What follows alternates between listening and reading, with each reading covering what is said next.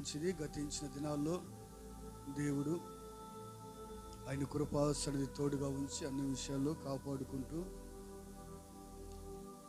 కంచి వేసుకుంటూ మన బలహీనతలన్నిటిని కూడా కొట్టివేసి కావలసిన క్షేమమును అభివృద్ధిని అనుగ్రహించిన నా యేసయ్య నామానికి మహిమ కలుగును గాక. ఆమేన్.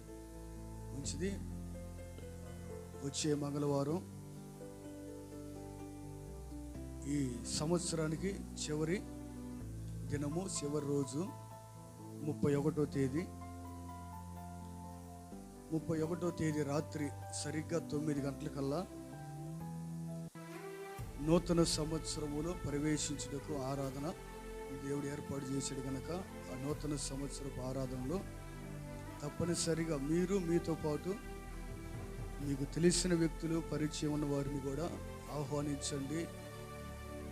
ఎందుకంటే దేవుడు ఈ కందుకూరు పట్టణములో ఇంచుమించు 40-50 సంఘాలు ఉన్నప్పటికీ వారెవ్వరికి లేని ఒక కృప, ధన్యత దేవుడు అల్పులమైన మనకు అనుగ్రహించాడు. దేవుడికి మహిమగొల్లు గాక. ఏంటంటే ఒక ఉన్నతమైన ఉపదేశం, ఆది అపోస్తుల బోధ, దానితో పాటు ప్రతి సంవత్సరం ఒక క్రొత్త పాట పాడుకోవడానికి దేవుడు మనకు సహాయం చేస్తున్నాడు. గతించిన దినాలన్నిటిలో కూడా ఒక నూతన గీతాన్ని పాడుకుంటూ ఉన్నాం. ఈ సంవత్సరం కూడా దేవుడు సిద్ధపరుస్తూ ఉన్నాడు. ఇక ఆ 31వ తేదీ రాత్రి మన మధ్యకి నూతన గీతం రాబోతుంది. యేసయ్యకు మహిమగొల్లు గాక. అందుకని తప్పనిసరిగా మనం ఆ రోజు రాత్రి ఆ పాట విడుదల చేయబడింది.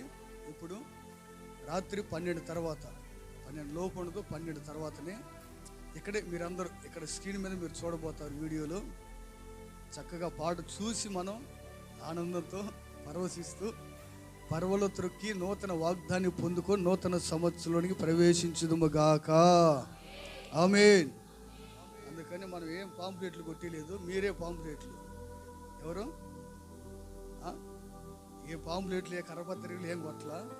మీరే ఒక్కొక్క పాంప్లెట్, ఒక్కొక్క కరపత్రిక సమరీ స్త్రీలాగా దేవుడు అటు కృపా భాగ్యం మీకు అందరికీ దయచేయును గాక. ఆ నిద్ర రాకుండా చక్కగా టీలు అమ్మా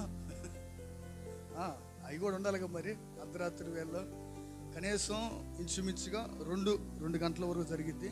ఎందుకంటే మళ్ళీ తెల్లవారిన తర్వాత మనకి వాగ్దాన ఆశీర్వాద కూడిక జనవరి మనకి ప్రతి నెల 1వ తేదీ ఉంటుంది నైటు. ఇక నైట్ కన్నా పగల పెట్టుకోవడం కొంచెం శ్రేయస్కరమని వచ్చే జనవరి నెలకి పగలు జరిగింది 10 గంటలకి. అందుకని తప్పనిసరిగా గమనించి ఈ విషయాల్లో ఇక నైట్ ఏం బోధలే పొద్దున్నే పోతానుకోకుండా రాత్రి జరిగే ఆరాధన తప్పనిసరిగా అందరూ కూడా కుటుంబాలకు పాలు పొందండి.